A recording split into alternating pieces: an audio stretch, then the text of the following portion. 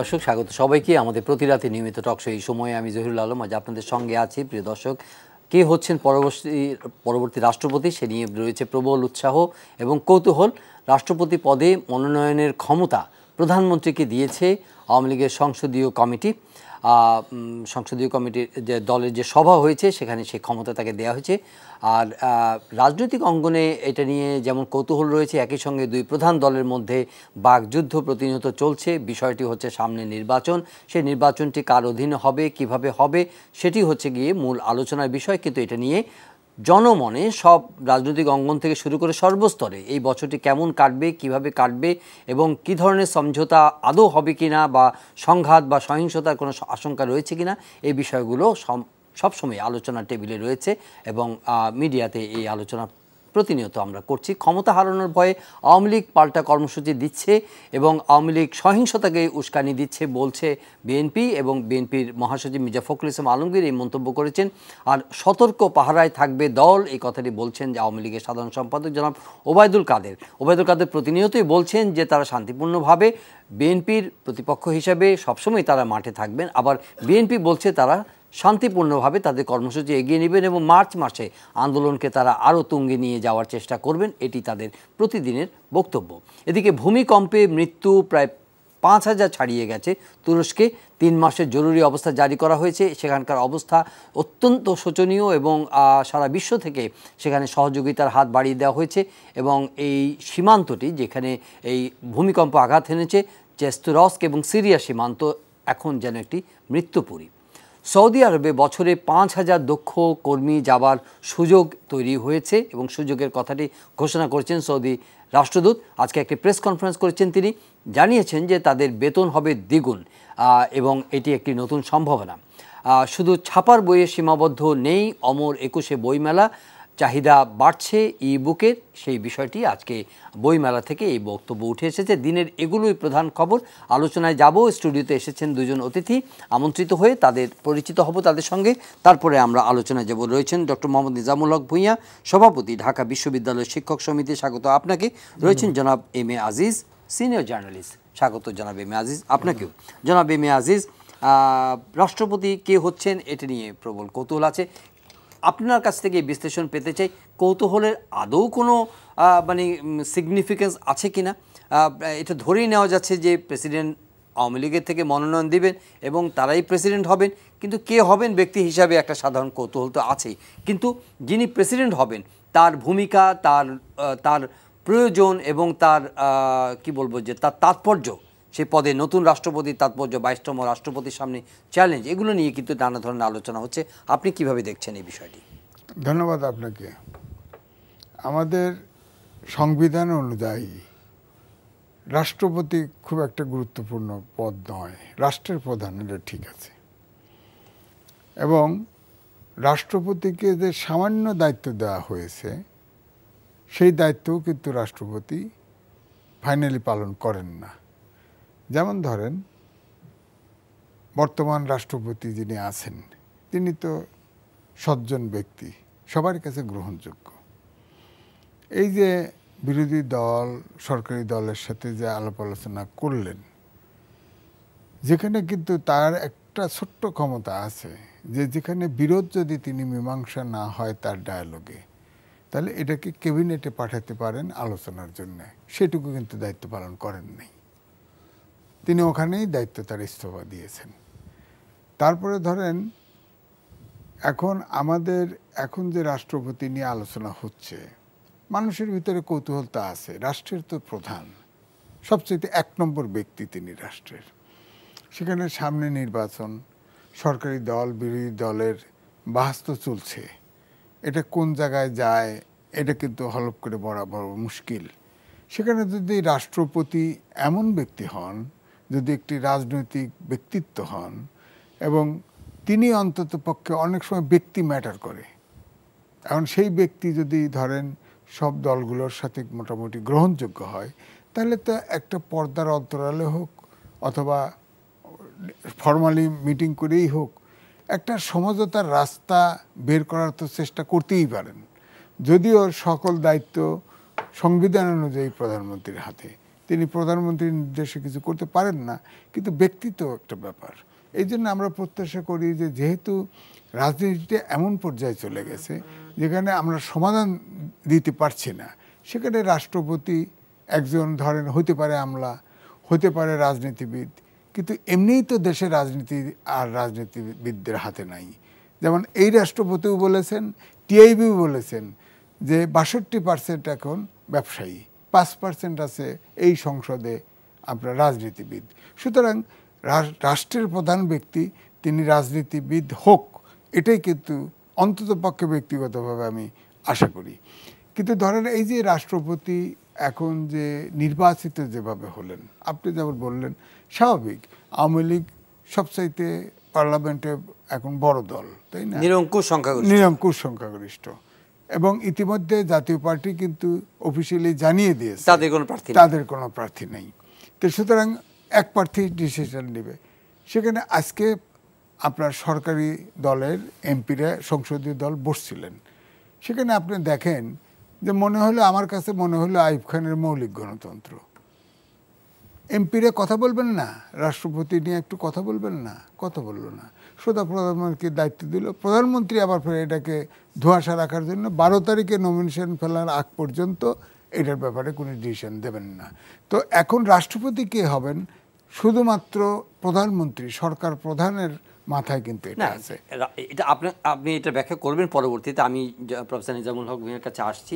কিন্তু বিষয়টি হচ্ছে যে কিছু তো রাজনৈতিক বাস্তবতায় কিছু স্ট্র্যাটেজিক বিষয় থাকে। এখনকার যে বাংলাদেশের যে রাজনৈতিক বাস্তবতা, সেখানে এটা নিয়ে আলোচনা করা, কিংবা তারা জানে যে একটা বড় চ্যালেঞ্জ তাদের প্রতিপক্ষ আছে, সেই প্রতিপক্ষের সামনে তাদের স্ট্র্যাটেজি বের করা এবং রাষ্ট্রপতি নিয়ে আলোচনা করার মতো সেরকম হয়তো বাস্তবতা নাই বলেই হয়তো তারা আলোচনা করেনি। যাই হোক, এটা আপনার বিশ্লেষণ আবার শুনবো প্রফেসর নিজামুল হক ভূঁইয়া। ধন্যবাদ। একটি বিষয় এটার সঙ্গে যুক্ত করবেন, উনি বলছিলেন যে কে হবেন, কি আমলা হবে, আমলা রাষ্ট্রপতি হবেন, কি রাজনীতিবিদ রাষ্ট্রপতি হবেন, কি শিক্ষক রাষ্ট্রপতি হবেন, কি সিভিল সোসাইটি রাষ্ট্রপতি হবেন, এটা নিয়ে কিন্তু প্রবল কৌতূহল আছে। আপনার মন্তব্য? হ্যাঁ, ধন্যবাদ জহির ভাই। আজিজ ভাইয়ের বক্তব্য আমি শুনেছি। আজিজ ভাই অনেকগুলো কথাই বলেছেন যে বর্তমান রাষ্ট্রপতির ভূমিকা, উনি ইচ্ছা করলে দুই দলকে মিলিয়ে কিছু করতে পারতেন, উনি সেটা করেন নাই। আমি যেটা মনে করি সেটা হলো যে রাজনৈতিক যে সমস্যাগুলো আমাদের এখানে হচ্ছে রাজনৈতিকভাবেই সেটা, যেমন বিএনপি নির্বাচনে আসছে না, সেখানে রাষ্ট্রপতি কী করতে পারবে? রাষ্ট্রপতির কথা কি তারা শুনবে? আর দুই নম্বর হলো যে জিনিসটা বললেন প্রেসিডেন্ট কে হবেন। প্রেসিডেন্টের দায়িত্ব আজকে সংসদ সদস্যরা, আওয়ামী লীগের সভানেত্রী যিনি প্রধানমন্ত্রী আমাদের জননেত্রী শেখ হাসিনাকে দায়িত্ব দিয়েছেন, উনি ঠিক করবেন যে মানে কাকে, ওনার একক ক্ষমতা ওনাকে দিয়েছেন, তার জন্য উনি আমার মনে হয় একজন সজ্জন ব্যক্তিকেই যথাযথভাবে রাষ্ট্রপতি নির্বাচন করবেন। সেটা শিক্ষাবিদ হতে পারে, তিনি রাজনীতিবিদ হতে পারে, উনি আমলা হতে পারেন। তবে আমার মনে হয় যে বিশেষ বিশেষ ক্রাইসিসে প্রেসিডেন্টের বিরাট একটা ভূমিকা থাকে।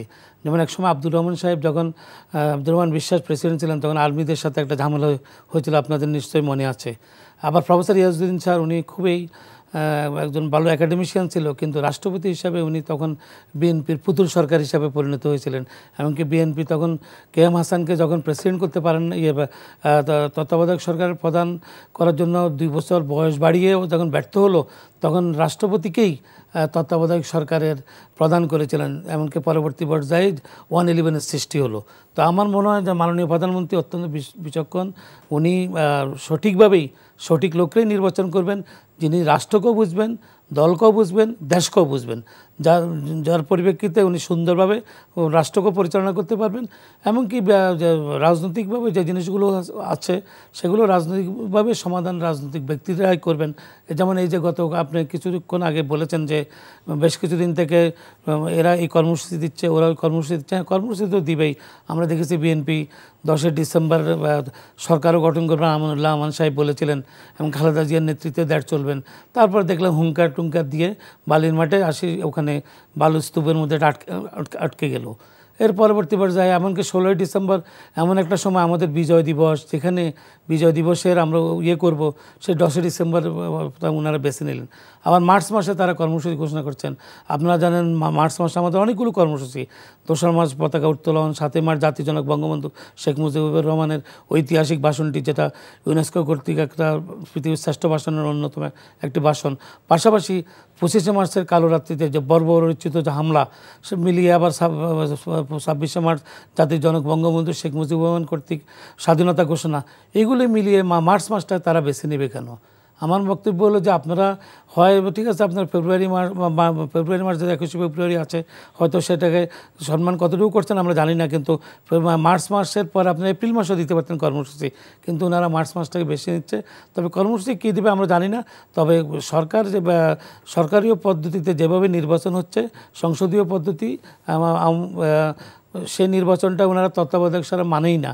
ওনারা 14 সালে যে ভুলটা করেছে, 18 সালে তারা নির্বাচনে গিয়েছে, নির্বাচনে গিয়েও তারা অনেক ধরনের কেউ শপথ নিয়েছে, ওনাদের সেক্রেটারি শপথ নেন নাই। আবার ওনারা সংসদীয় আসনের একটি আসন কোটা থেকে নিয়েছেন, রুহিন ফারহানাকে এমপি করেছেন। আবার কদিন আগে দেখলেন ওনারা রিজিগনেশন দিয়েছেন। আবার তত্ত্বাবধায়ক করে ওনারা চিৎকার দিচ্ছেন, যেটা পৃথিবীর কোথাও নেই। যেখানে আমাদের পার্লামেন্টের সিদ্ধান্ত হয়েছে, যে পার্লামেন্ট কর্তৃক স্বীকৃত, যে আমরা এই যে জননেত্রী শেখ হাসিনা যখন 3 মাসের সরকারটা অস্থায়ী সরকারের মতোই থাকবে, তারাই নির্বাচনটা করবে।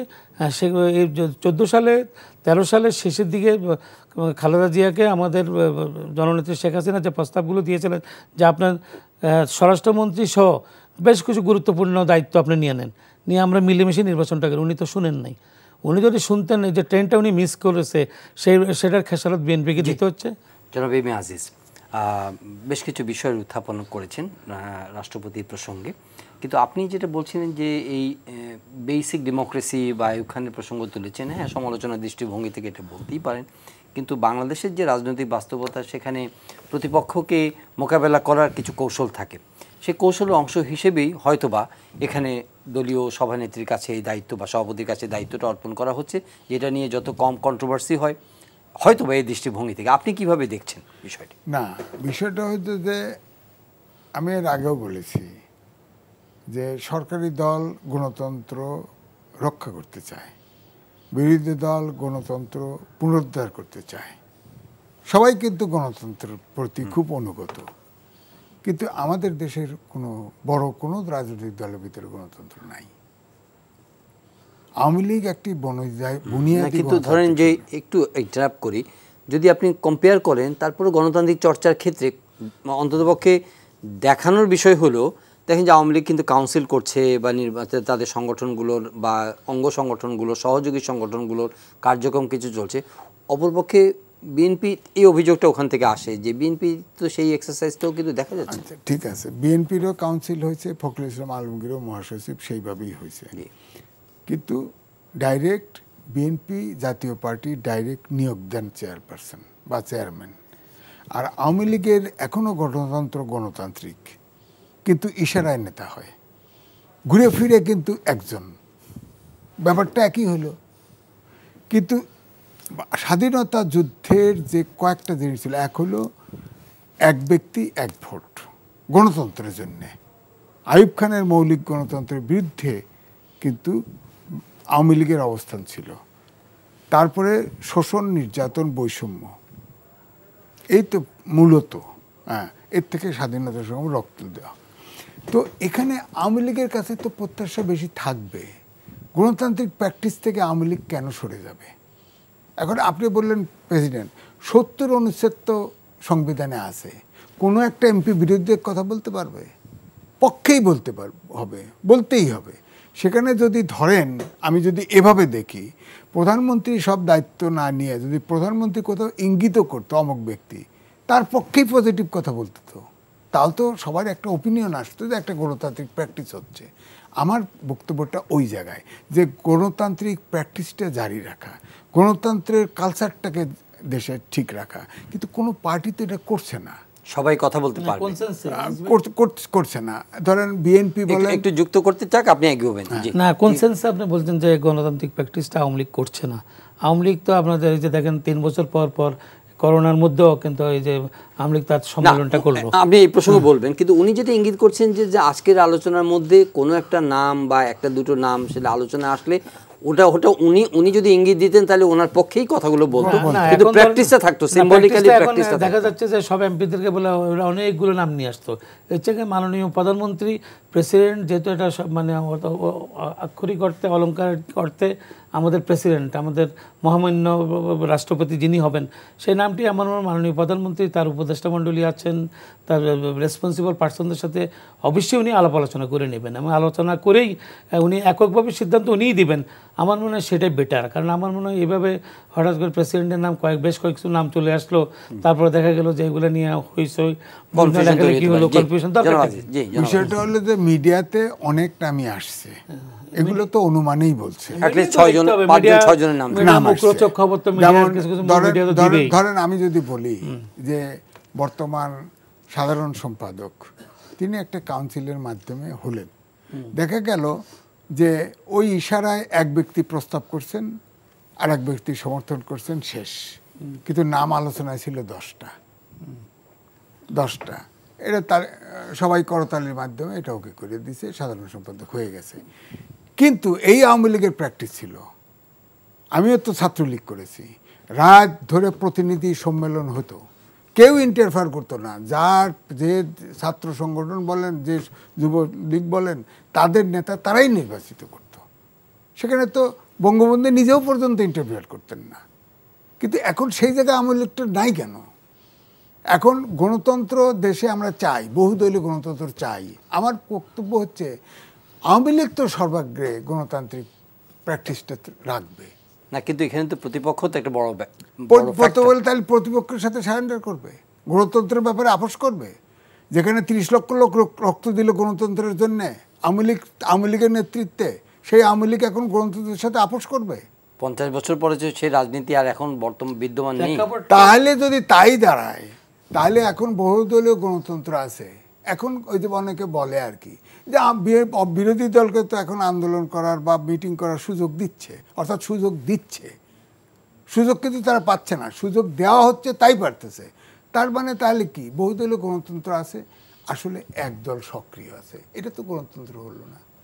আমার বক্তব্য হচ্ছে গণতন্ত্র অনুশীলনটা থাকতে হবে প্রত্যেকটা দলের মধ্যে। এই জন্যেই অনেক কথা বলে, কিন্তু ইলেকশন কমিশনও বলে না যে কোনো দলের মধ্যে যদি গণতন্ত্র না থাকে তাহলে তো গণতন্ত্রের প্র্যাকটিসটা থাকবে না, গণতন্ত্রের সংস্কৃতিটা থাকবে না। এখন সেটি অধরা হয়ে গেছে, এখন কোনো দলের মধ্যে গণতন্ত্র নাই, এমনকি আওয়ামী লীগ সহ। কিন্তু আওয়ামী লীগের গঠনতন্ত্র অনুযায়ী গণতন্ত্র প্র্যাকটিসের সুযোগ আছে, তারপরে স্পিরিটটা হচ্ছে যে ডেমোক্রেসির কথা তো সব দলই বলছে, কিন্তু ডেমোক্রেসির যে কোর স্পিরিটটা, ওই কোর স্পিরিট থেকে তো সবাই ডিপার্ট করে যাচ্ছে, তাহলে এটা তো মুখের বচন হয়ে যাচ্ছে। আমি এটার সাথে আমি আজিজ ভাইয়ের সাথে একমত প্রসঙ্গ না। আমি মনে করি যে আওয়ামী লীগের ভিতরে এখনও যে গণতান্ত্রিক প্র্যাকটিসটুকু আছে সেটা আওয়ামী লীগের মধ্যে আছে। আমরা জাতীয় পার্টিকে দেখেন না, বিরোধী দল, জাতীয় পার্টি মহাসচিব আজকে পরিবর্তন হয়ে যায়, কালকে পরিবর্তন হয়ে যাচ্ছে। বিএনপিতে তো দেখেন যে বিএনপির তারা একবার এক একজনের নেতা বানায়, একবার এক একজনকে উইথড্র করে, একবার এক একজনকে এক্সপেল করে, ওটা তো কোনো গণতান্ত্রিক পার্টি না। আওয়ামী লীগ তো তার ডিস্ট্রিক্ট লেভেল থেকে শুরু করে উপজেলা লেভেল থেকে শুরু করে এমনকি union council level, word level পর্যন্ত আওয়ামী লীগ সম্মেলন করছে। মহানগর দক্ষিণ আওয়ামী লীগের দেখেন, উত্তর আওয়ামী লীগ দেখেন, 2 বছর আগে তারা সম্মেলন করে, 3 বছর আগে সম্মেলন করে তারা নেতা নির্বাচন করেছে। আপনার দেখেন আওয়ামী লীগের সাথে অন্যান্য যুবলীগও তাদের সাংগঠনিকভাবে তাদের সংগঠনটাকে ওইভাবে গুছিয়ে নিয়েছে। তো আপনি যেটা বলছেন আমি ওটার সাথে একমত পোষণ করি না। এখন যেহেতু বিএনপি কোনোভাবে ক্ষমতাতে নেই, এমনকি 6 জন সংসদ সদস্য ছিল, তাও তারা মনে করলো যে 6 জন সদস্য পদত্যাগ করলে মানে বিশাল একটা কিছু করে ফেলবে, এটাও তারা ভুল করেছে। আজকে তো ওই জায়গায় দাঁড়িয়ে তো আমরা তাদের বক্তব্যগুলো শুনেছি, তাদের স্পিডটা, আজকে তাদের স্পিডটাও কিন্তু তারা হারিয়ে ফেলছে। এমনকি এবার যদি সামনে তারা তত্ত্বাবধায়ক করে যেভাবে গলা ফাটাচ্ছে, যদি সামনের 24 সালের নির্বাচনে তারা যদি না আসে, তখন আমার মনে হয় তাদেরকেও 2014 সালের মতো ভাগ্য পালন করতে হবে বলে আমি মনে করি। তাদের রাজনৈতিকভাবে তারা দেউলিয়া পণ্য হবে এবং মুসলিম লীগের মতো তাদের অবস্থা হবে বলে আমি মনে করি। একই প্র্যাকটিস বারবার চলে না। আমি যেটা বলছি যে সম্মেলন হলো, এখন তো প্রেস রিলিজেও আওয়ামী লীগের কমিটি হয়, প্রেস রিলিজ দিয়ে কমিটি হয়। ছাত্রলীগগুলো অহরহই করে, এটা করেছে প্র্যাকটিস। সম্মেলন হয়, নেতা একজনই করে দেয় সম্মেলন, কিন্তু সম্মেলন থেকে কাউন্সিল থেকে নেতা নির্বাচিত হয় না আওয়ামী লীগের। আজিজ ভাই অনেকগুলো না, অনেকগুলো যতগুলো নাম অনেকগুলো না না ব্যক্তি না, অনেকগুলো নাম যাওয়ার না অনেকগুলো নাম যাওয়ার পরে সবচেয়ে বেস্ট যে ছাত্রলীগের সভাপতি হতে পারবে, সেক্রেটারি হতে পারবে, তাদেরকে নির্বাচন করা হয়। শুধু তো এককভাবে কারো নাম চাপিয়ে দেওয়া হয়। আপনার কথা আপনি বলেন, আমাকে বলতে দেন। আমার কথা যে 10টা নামই আসুক, তার ভিতরে চয়েস করে তো এক ব্যক্তি।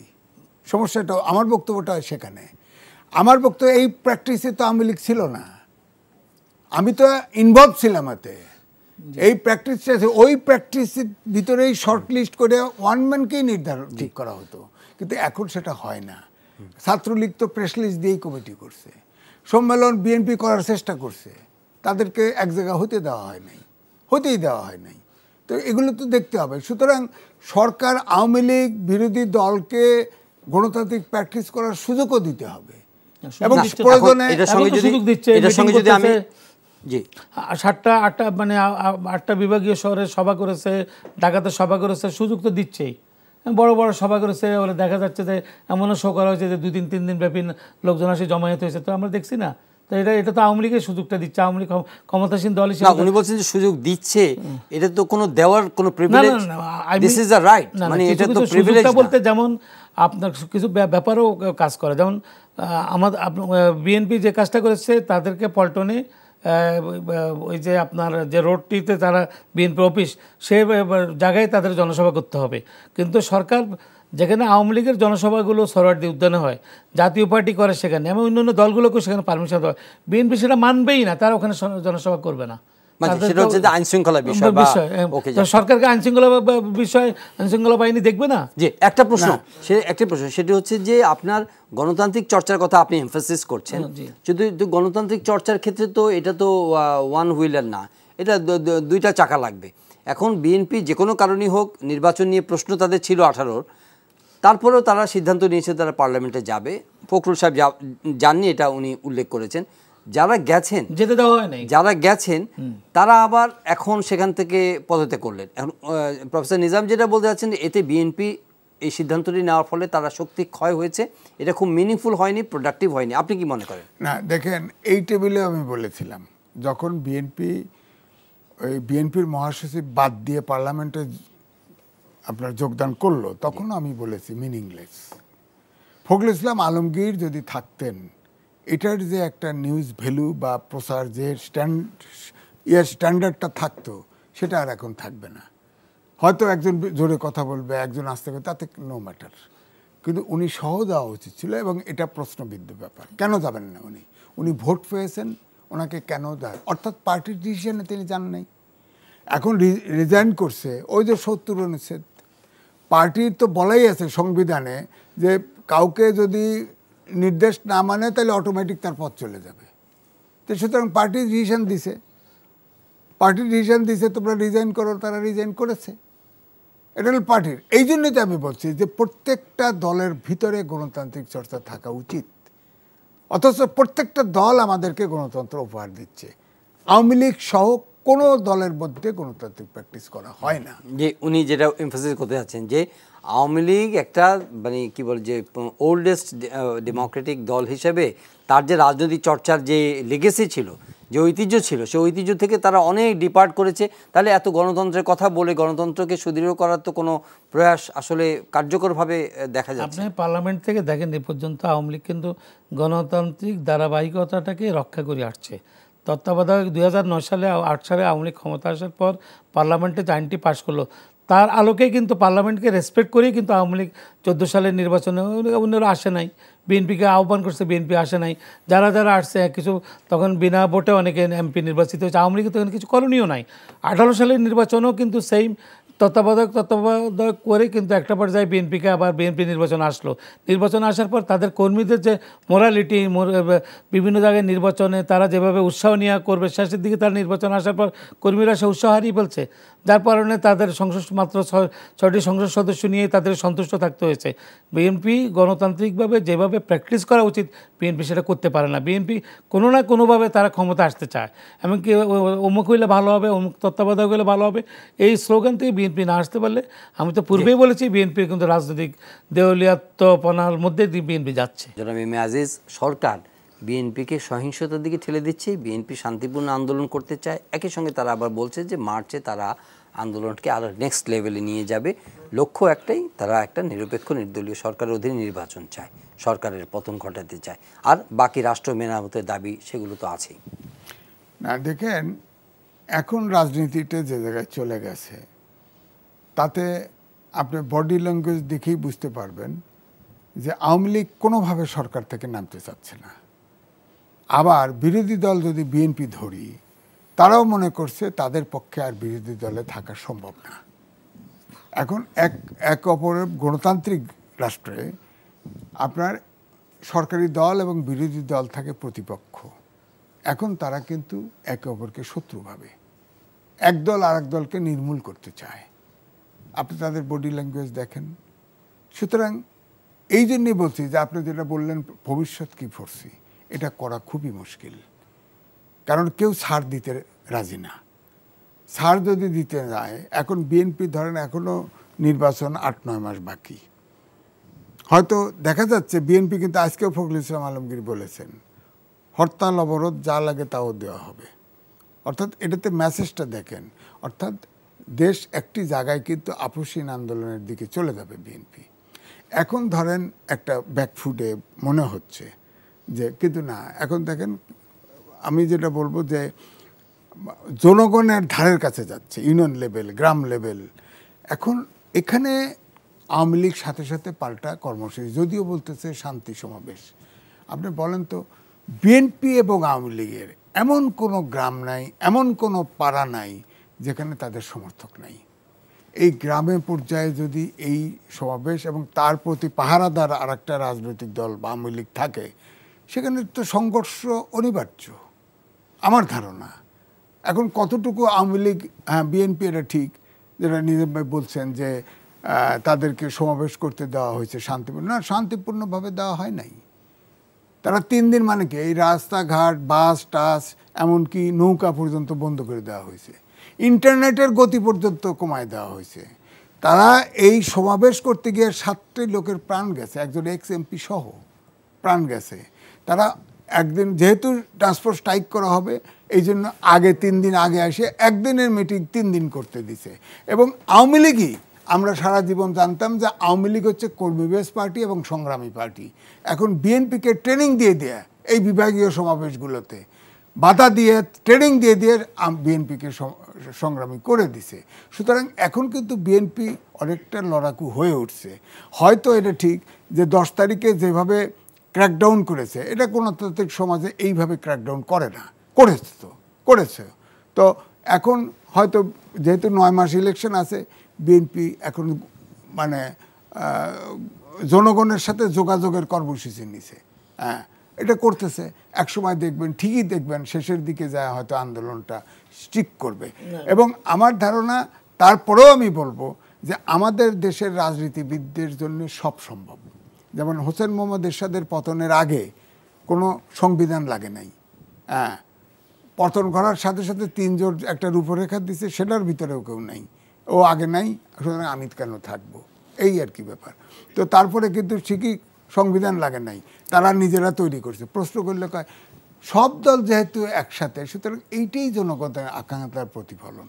সুতরাং যে জিনিসটা আজিজ ভাই, বিএনপি যে জিনিসটা সবচেয়ে বেশি ডিপেন্ড করে, আমরা দেখেছি যে 2012 সাল থেকে 2015 সাল পর্যন্ত তৎকালীন মার্কিন রাষ্ট্রদূত আপনার ড্যান ওয়াজিনা যেভাবে আওয়ামী লীগের বিরুদ্ধে কথাবার্তা বলেছিলেন, এমনকি বাধ্য হয়ে আমাদের তৎকালীন আওয়ামী লীগের সাধারণ সম্পাদক আশরাফ ভাই কঠিনভাবে বক্তব্য দিয়েছিলেন। এখন আবার দেখা যাচ্ছে, এবারও আবার দেখা গেল যে বিএনপিকে মানে পিটার হাসকে নিয়ে বিভিন্নভাবে তারা মনে হয় যেন ওইটাই তাদের শক্তি, বিভিন্ন জায়গায় তারা বিদেশির সাথে মিটিং করছে এবং বিদেশিদেরকে তারা সহযোগিতা চাচ্ছে যে বিদেশিরা মনে হয় তাদেরকে ক্ষমতা, এদেশের জনগণেই এদেশের যারা নেতৃত্বে থাকবে তাদেরকে এদেশের জনগণের ক্ষমতায় বসাবে। এখন এই যে বিদেশিদের সাথে ইয়ে করে দেশকে অস্থিতিশীল করা, আমার মনে হয় দেশের জনগণ আর সেটা কখনোই গ্রহণ করবে না। আর আপনার 90-এর গণ অভ্যুত্থানের কথা বলেন, তখন ওই 90-এর গণ অভ্যুত্থানে আমরাও ছাত্র রাজনীতিতে থেকে শেষের দিকে আমরা তখন ইউনিভার্সিটি বের হয়ে গেছি, কিন্তু আমরা সেই আন্দোলনটি দেখেছি তখন ঐক্যবদ্ধভাবে বিএনপি, আওয়ামী লীগ সবাই ক্যান্টনমেন্টের বিরুদ্ধে যারা ছিল, সেখানে আওয়ামী লীগের সবচেয়ে মুখ্য ভূমিকা পালন করেছিল, কারণ বিএনপি নিজে তো ক্যান্টনমেন্টের দল। বিএনপিকে আওয়ামী লীগ কাজ লাগিয়েছে। আপনি দেখেন 75 সালে 15 আগস্টের পর জাতির জনক বঙ্গবন্ধু শেখ মুজিবুর রহমান হত্যার পর বিএনপি ক্ষমতা আসছে, হানা ভোট দিয়ে জিয়াউর রহমান ক্ষমতা এসেছে, তারপর জিয়াউর রহমান থেকে আবার ক্ষমতা নিচ্ছে আরও স্বৈরশাসক এরশাদ। তো দুই স্বৈরশাসকও তো এভাবে ক্ষমতাকে মানে কুক্ষিগত করে 90 সাল পর্যন্ত রেখেছিল। আওয়ামী লীগ গণতান্ত্রিকভাবে ওই আন্দোলনটা করাতেই একটা গণতান্ত্রিক প্রক্রিয়ার মাধ্যমে আজ দেশে পর্যায়ে আসছে। যুদ্ধ অপরাধীদের বিচার করা গেল, বঙ্গবন্ধু হত্যাকারীদের বিচার করা গেলো, ইন্ডিপেন্ডেন্ট বিল কারা করলো, কারা বঙ্গবন্ধু খুনিদেরকে, আত্মস্বীকৃত খুনিদেরকে পুরস্কৃত করলো, বিদেশি দূতাবাসে চাকরি দিল। এটা একটা জাতির জন্য লজ্জাস্কর ব্যাপার না? যিনি স্বাধীনতার মহানায়ক, যিনি স্বাধীনতার স্থপতি, তাকে হত্যা করা হলো, তার পরিবারকে হত্যা করা হলো নৃশংসভাবে, সেটার জন্য তাদেরকে পুরস্কৃত করা হয়েছে। তো ওদের সাথে এরপরেও আমি মনে করি জননেত্রী শেখ হাসিনা তাদেরকে নিয়ে ওই স্বৈরাচার পতনের জন্য আরও স্বৈরাচার সাথে ছিল। তারপরে 90 সালে আবারও ক্ষমতায় কিন্তু বিএনপি এসেছে, কিন্তু 96 সালে আবারও এসে বিএনপি দেখলো কি তারা আবার ক্ষমতা কুক্ষিগত করতে চাওয়ার পরে তারা কি করলো, একটা নির্বাচন করলো, নির্বাচন করে মানে ফেব্রুয়ারি মাসের 22 দিন তারা ক্ষমতায় ছিল। এই গণতন্ত্রকে তো তারা সেখানে ধ্বংস করে দিল। এরপর আবার আওয়ামী লীগ ক্ষমতা আসলো 2001 সাল থেকে 2006 সালে যখন বিএনপি ক্ষমতা আসলো, 6 সালের 111 কারা সৃষ্টি করছে? KM হাসানকে যদি ওই সময় ওনারা 2 বছর পদ বাড়িয়ে তত্ত্বাবধায়ক সরকারের প্রধানের জন্য যে প্রচেষ্টাটা করলে ব্যর্থ হলো। আমি প্রথমে যে বক্তব্যটা দিয়েছিলাম যে একজন প্রেসিডেন্টকে, উনি একজন একাডেমিশিয়ান কিন্তু হয়তো রাজনীতি হয়তো বুঝতেন না, ওনাকে ওনার প্রলোভন দিয়ে ওনাকে তত্ত্বাবধায়ক সরকার প্রদান করার পর দেশে যে অরাজকতা সৃষ্টি হয়েছিল, যে 111-এর সৃষ্টি হয়েছিল, ব্যবসায়ীদেরকে যেভাবে ধরে নেওয়া হয়েছিল বা বিভিন্নভাবে দেশের অর্থনীতিকে ধ্বংস করা হয়েছিল, এটা কারা করেছিল? সেটা বিএনপি করেছিল। যার কারণেই কিন্তু পরে 2008 সালে সেনাশাসিত তত্ত্বাবধায়ক সেনাশাসিত সরকার যাওয়ার পর আওয়ামী লীগ ক্ষমতা এসে 2008 সালে। অনেক পুরনো ইতিহাস, এটা অনেক আলোচনা করতে হবে, আমি এতদূর যাব না। শুধু সিম্পলি দুটো কথা বলি যে আওয়ামী লীগই বলেছিল 111-এর সরকার আমাদের আন্দোলনের ফসল। 1, 2, আওয়ামী লীগই কিন্তু কওমি জননী উপাধি নিয়েছে হেফাজতের কাছ থেকে। সুতরাং এই যে 18 সালের নির্বাচনের পরে একটা বড় সার্ভে হয়েছিল, সেখানে দেখা গেছে যে ওই নির্বাচনে 70টি ইসলামিক দল অংশগ্রহণ করেছিল, নিবন্ধিত অনিবন্ধিত সহ। সেখানে দেখা গেছে বিএনপির সাথে জামাত সহ 5টি দল এবং আওয়ামী লীগের সাথে ছিল 29টি দল, আর বাকি 2টি দল ছিল নিরপেক্ষ কোনো দলে না, আর বাকিটি ছিল জাতীয় পার্টির সাথে। জাতীয় পার্টি তো মহাজোট করে আওয়ামী লীগের সাথেই। সুতরাং এই যে জামাত, তারপরে দেখেন বিএনপির বিরুদ্ধে যে আন্দোলন এই যে করলো, সে জামাতকে নিয়ে ওই যে কেয়ারটেকারের আন্দোলন করলো, তো আন্দোলন তো করলো, জামাত তো যুগপৎ আন্দোলনে ছিল। তো এই জন্যই আবার হেফাজতকে তাড়ানোর পরে আবার হেফাজতকে এখন বশীকরণ করে রাখছে। সুতরাং পলিটিক্সের ভিতরে তো কেউ নাই, আওয়ামী লীগও পলিটিক্সের ভিতরে নাই। তারা ক্ষমতায় যাওয়ার জন্য কাক বসে রাখতে হবে, কাকে ইউজ করতে হবে, সেটা ইসলামিক দল হোক আর যাই হোক, কিন্তু স্লোগান একটা যে মুক্তিযুদ্ধের পক্ষে, মুক্তিযুদ্ধের বিপক্ষে। একমাত্র মেজর রফিক ছাড়া কোনো খেতাবপ্রাপ্ত মুক্তিযোদ্ধা আওয়ামী লীগের ভিতরে এখন নাই, কারণ আওয়ামী লীগের সমালোচনা করলেই সেরা জায়গার। হ্যাঁ, এক কথা। জেনারেল শফিউল্লাহ, হ্যাঁ, জেনারেল শফিউল্লাহ খেতাবপ্রাপ্ত না, শফিউল্লাহ আর্মি চিফ ছিল তখনকার সময়। খেতাবপ্রাপ্ত একমাত্র মেজর রফিক, তিনি সেক্টর কমান্ডার ছিলেন। হ্যাঁ, আর ওই যে বঙ্গবীর কাদের সিদ্দিকী রাজাকার, MA জলিল রাজাকার, যে যখন মারা গেছে, কিন্তু রাজাকার হয়ে মারা গেছে, সেক্টর কমান্ডার রাজাকার হয়ে গেছে। জিয়াউর রহমান রাজাকার, কয় যে ওখানে যে ইয়ে গেছে, কালুরঘাটে গেছে, সোয়াত নদী, হ্যাঁ ও পাকিস্তানে দালালি করতে গেছে। অর্থাৎ আওয়ামী লীগ যে সমর্থন করবে না সেই খেতাবপ্রাপ্ত মোফাজ্জল হোসেন চৌধুরী মায়াও আছে, খেতাবপ্রাপ্ত আওয়ামী লীগ আছে টুকটাক। আজিজ ভাই একটু খবর নিলে সাংবাদিকতার হয়তো তার মার বাড়ির কথা মনে নাই আমার, তো আমার একজনই আছে, অনেকে মারাও গেছে বা অনেকে সংসদ সদস্য হইতে পারে না, সব মূলত বেরিয়ে গেছে। এখন যদি বলেন খেতাবপ্রাপ্ত, তাতে বিএনপির ভিতরে বেশি আছে। হ্যাঁ, আমার বক্তব্য হচ্ছে 51 বছর পরে যেখানে রিকনসিলিয়েশন হবে, হ্যাঁ ঠিক আছে, আপনি যান না 3 জোটের রূপরেখায় ফিরে যান, সেখানে তো বলা হয়েছে সরাসরি স্যারকে নেবেন না, জামাতকে নেবেন না, যান ওই জায়গায় যান, যা একটা কনসেপ্টে আসেন। এখন তো বিএনপি তো একা আন্দোলন করতেছে, এখন তো আর জামাত তো 20 দলের মধ্যে 20 দল তো নাই। তো সুতরাং আপনি বিএনপিকে রাইভেল ধরে আপনি খালি তাকে ব্র্যান্ডিং করবেন, অমক অমক করবেন, তো এই দেশটা কি দুই ভাগ হয়ে থাকবে? কোনোদিনই শান্তি আসবে না। জি, আমার শেষ প্রশ্ন প্রফেসর নিজামুল হক ভূঁইয়া, বিষয়টা হচ্ছে যে বিএনপিকে বিগত বছরগুলোতে একটু ব্যঙ্গ বিদ্রুপ করা হয়েছে যে এটার কোনো শক্তি নাই, এরা মাজা ভেঙে গেছে বা ইত্যাদি ইত্যাদি। আবার যখন তারা আন্দোলন গুছিয়ে বা আন্দোলনের ডাক দিয়েছে, সমাবেশের ডাক দিয়েছে, তখন যেভাবে উনি জনাব এম এ আজিজ বললেন যে নানা কায়দায় নানাভাবে, এবং 10 তারিখে সমাবেশকে ঘিরে একটা ক্র্যাকডাউনের মতো হয়েছে। তো দেখা যাচ্ছে যে সরকার ইনক্রিজিংলি কনসার্ন বা প্রেশার অনুভব করছে। এটা যে ডাকগুলি উনি একটা ইঙ্গিত দিচ্ছেন যে বিএনপি হয়তো শান্তিপূর্ণ কথা বলছে, এবং এটার সঙ্গে নানা ধরনের স্ট্র্যাটেজিক কারণ থাকতে পারে, বিদেশি বন্ধুদের পরামর্শ থাকতে পারে, উপদেশ থাকতে পারে যে না তোমরা একটা ভালো লাইনে থাকো, কিন্তু যে কোনো সময় এটা ভায়োলেন্ট হলেও হতে পারে বাংলাদেশের রাজনৈতিক চরিত্র অনুযায়ী, যেটা অতীতে আমরা দেখেছি। সেই পরিস্থিতি মোকাবেলা করার জন্য একজন পেট্রিয়টিক সরকার হিসেবে বা তারা আপনি হচ্ছে ডেমোক্রেটিক স্পিরিটেড গভর্নমেন্ট হিসেবে তারা কি ভাবতে পারে বা কি ভাববে? আমি মনে করি যে বিএনপি যে গণতান্ত্রিকভাবে আন্দোলন করছে, যদি দেশের জনগণ বিএনপিকে সমর্থন করে, 2024 সালের নির্বাচনে তারা এই সরকারের মাননীয় প্রধানমন্ত্রী শেখ হাসিনা সরকার 3 মাসের জন্য অস্থায়ী সরকারে থাকবে, সেভাবেই যেহেতু আমাদের সংবিধান মেনে তারা নির্বাচন, তাদের যেহেতু জনগণ তাদের সাথে আছে, ভোট কেন্দ্র তারা পাহারা দিবে, অসুবিধা তো নেই, সে পন্থায় তাদেরকে যেতে হবে। অন্য পন্থায় যদি তারা ওই যে 13 সালের মতো 14 সালের মতো আগুন সন্ত্রাস পোড়ানো, জামাতকে সাথে নিয়ে যে ওই কাজটি করে, তাহলে জনগণ কঠিনভাবে তাদের প্রত্যাখ্যান করবে এবং তাদের রাজনৈতিক অপমৃত্যু হবে বলে। না, সেটা না হচ্ছে হরতাল অবরোধের কথা, হরতাল না, গণতান্ত্রিক হরতাল যদি তারা দিয়ে থাকে, জনগণ যদি তাদের হরতাল সমর্থন করবে তারা দিতে পারে, তবে হরতালের নামে সহিংসতা কোনোভাবে সরকার আইন শৃঙ্খলা বাহিনীর, সেটা আওয়ামী লীগ যা যা করেছে প্রয়োজনে তাইতেই করব, এর বাইরে কিন্তু বলেন। কিন্তু এটা নিয়ে তারপরে প্রফেসর সাহেব বলছেন না, ওই অমক অ্যাম্বাসেডার তোমার লাইন দিয়েছে, বাংলাদেশে আছে যে ভারতের ফরেন সেক্রেটারি এসে নিজে নির্বাচন গুটিয়ে দিয়ে গেল। কবে? সুজাতা সিং। কবে দিয়ে? 14 সালের সময়। এটা আপনারা মনে করতে পারেন, আবার মনে করতে, এটা সত্য কথা। আপনি প্রফেসর মানুষ, এটা অস্বীকার করতেছেন কেন? আমার মনে হয় না। সে এরশাদকে ফোর্সিবলি সিএমএসে পাঠিয়ে দিল, অসুস্থ করে নির্বাচনে ঢুকাই দিয়ে গেল এই দেশে এসে।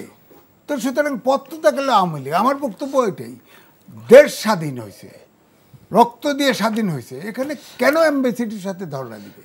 আরে নেপালের মতো দেশ, ছোট দেশও তো এই ধর্ণা দেয় না। বাংলাদেশের রাজনীতিবিদরা এত ব্যাংক্রাফট যে অন্য দেশের ইয়ে লাগে। এখন ভারতের তো বোতেন, আমি তো এখন ভারত বিরোধী। আমার না, আপনি তো স্যার স্টিভেন ইনিয়ানকে ডেকেছেন, তারাঙ্কো সাহেবকে ডেকেছেন, এখন হয়তো প্রতিবেশী দেশ থেকে যদি আসে তো সেটা তো আবার অনেকের কাছে ভারত, সেটা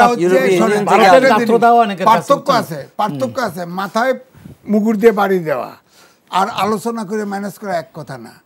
তিনি এসে রীতিমতো ভাবে ডাইরেক্ট হস্তক্ষেপ করে, তারপরে আপনি আসেন এই সাবেক প্রেসিডেন্ট, আপনার তার বইতে পরিষ্কার লেখা আছে 1/11 সময় কি করছে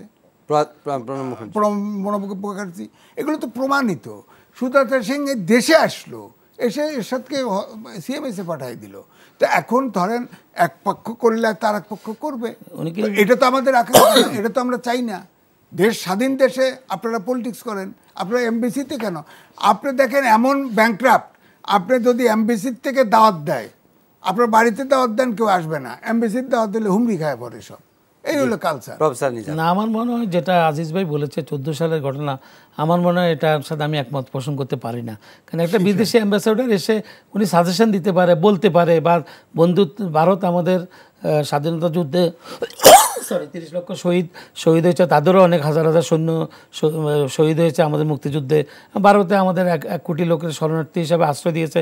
ভারত আমাদের বন্ধুপ্রতিম রাষ্ট্র, ভারতের সাথে আমাদের বন্ধুত্ব থাকবেই। আপনি দেখেন বিদেশে যে আমেরিকার সাথে কানাডা, আমেরিকার সাথে মেক্সিকো, এদের সাথে কিন্তু সেই সম্পর্কটা তারা মেনটেন করে চলে।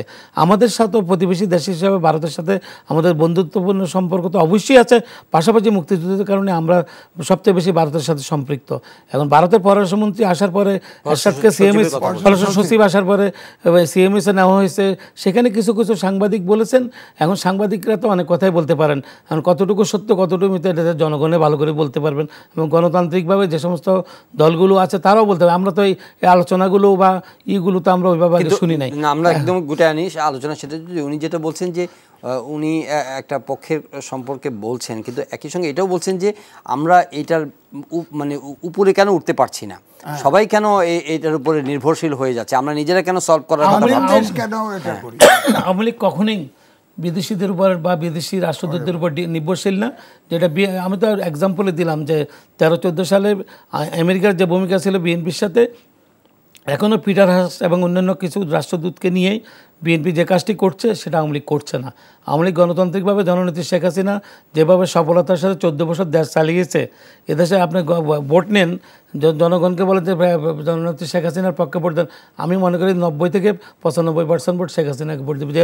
এই ধরনের রাষ্ট্রনায়ক আর আসবে কি না এটা বাংলাদেশে, মানে পৃথিবীর সফল রাষ্ট্রনায়কদের মধ্যে একজন হলো জননেত্রী শেখ হাসিনা, সেটা তো স্বীকার করতেই হবে। অর্থনৈতিকভাবে করোনা মহামারী কীভাবে মোকাবিলা করেছে, অর্থনৈতিকভাবে দেশকে কোথায় নিয়ে গেছে। আমরা $840 দিয়ে 2008 সালে আরম্ভ হলো, এখন আমাদের $2800 $3000 ছুঁই করছে। তো আমাদের অর্থনৈতিকভাবে আমাদের শিক্ষার আর কোথায় গিয়েছে, আমাদের শিশু মৃত্যুর হার আমাদের প্রায় 2% চলে আসছে, আমাদের গড় আয়ু বেড়েছে 73%। এগুলো তো জননেত্রী শেখ হাসিনার দক্ষ নেতৃত্বের কারণেই হচ্ছে। তারপর আমাদের মেগা প্রজেক্টগুলো, এই যে আছে মেট্রো রেল, আপনি তো দেখছেন মানুষ উঠছে। আমি কয়েকদিন আগে আগারগাঁও থেকে ইয়েতে গেলাম, আমার কাছে মনে হচ্ছে আমি বিদেশে, আমি কি নিউ ইয়র্কে আছি নাকি আমি ফ্রান্সে আছি, যে আমার কাছে তাই মনে হচ্ছে। তারপরে দেখেন আপনার চট্টগ্রামে কন্ডোবলি টানেল এ মাসে চালু হচ্ছে। তো তারপরে দিয়ে আপনার আরও মেট্রো রেল 1 যেটা পূর্বাচল থেকে আসবে। আপনি আগামী 2-3 বছর 5 বছর পরে দেখেন ঢাকা শহরের রাজধানী সহ দেশের অর্থনৈতিক উন্নয়ন থেকে সব কিছু আমার মনে হয় মারাত্মকভাবে একটা পরিবর্তনের ইঙ্গিত দিচ্ছে এই সরকারের আমলেই। দেখেন কথা কিন্তু চালু আছে, মেগা প্রজেক্ট মেগা দুর্নীতি।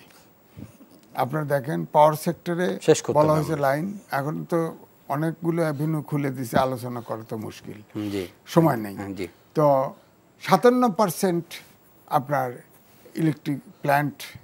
ইলেকট্রিসিটি প্ল্যান্ট বসে আছে, কুইক রেন্টাল কোম্পানি আছে, 90,000 কোটি টাকা বছরে ইয়ারলি দণ্ড দেওয়া হচ্ছে, এবং এগুলোকে প্রণোদনা হিসেবে দেখানো হয়। বলেন কিভাবে ব্ল্যাকমেল করে, অন্ধকারে রাখে মানুষকে, তাদেরকে দেওয়া হচ্ছে, অথচ এটাকে ভর্তুকি হিসেবে, মানে প্রণোদনা ভর্তুকি হিসেবে দেখানো হচ্ছে ইয়েতে। তো এই জন্যে আমি বলছি যে এই যে মেগা প্রজেক্ট ঠিক আছে, কিন্তু এর দায় কিন্তু জাতিকে। এটা কিন্তু বলেন না যে প্রায় পার হেড লোন কত আছে আপনার। নেট এই যে IMF এসে কতগুলো জিনিস সত্য করে দিয়েছে, নেট রিজার্ভ এখন $26 বিলিয়ন। আমাদের অ্যাবিলিটি আছে বিলিয়ন, আমাদের $26 বিলিয়ন। শোনেন, ঠিক আছে কথা শেষ করতে দেন। নেট রিজার্ভ $26 কোটি, এক্সপোর্ট ইম্পোর্ট প্রবাসী আয়, এটার ব্যালেন্স মাত্র $1 বিলিয়ন গ্যাপ, এবং এই সামনের বছর থেকে $4 বিলিয়ন লোন শোধ করতে হবে ঋণ সহ। তো প্রত্যেক বছরে আমাদের ডেফিসিট থাকবে, কিন্তু এদিকে আমাদের লোন আছে 96, ওয়ার্ল্ড ব্যাংক বলতেছে $96 বিলিয়ন, আর আমাদের বাংলাদেশ ব্যাংক বলে আমাদের $95 বিলিয়ন লোন। এই তো আপনি অপেক্ষা করেন, আমার মনে হয় যে এই যে পাচার তো আর বন্ধ হচ্ছে না, আপনার দুর্নীতি তো বন্ধ হচ্ছে না, এটা কিভাবে চালু আছে? হ্যাঁ, $4.5 বিলিয়ন দিয়ে কি করবেন আপনি? মুদ্রাস্ফীতিতে যা ঘটে গেছে, এতে কি করবেন? ঠিক আছে, আমরা আজকে আর এই আলোচনা এগোতে পারছি না, সময় শেষ। এই আলোচনা চলতেই থাকবে।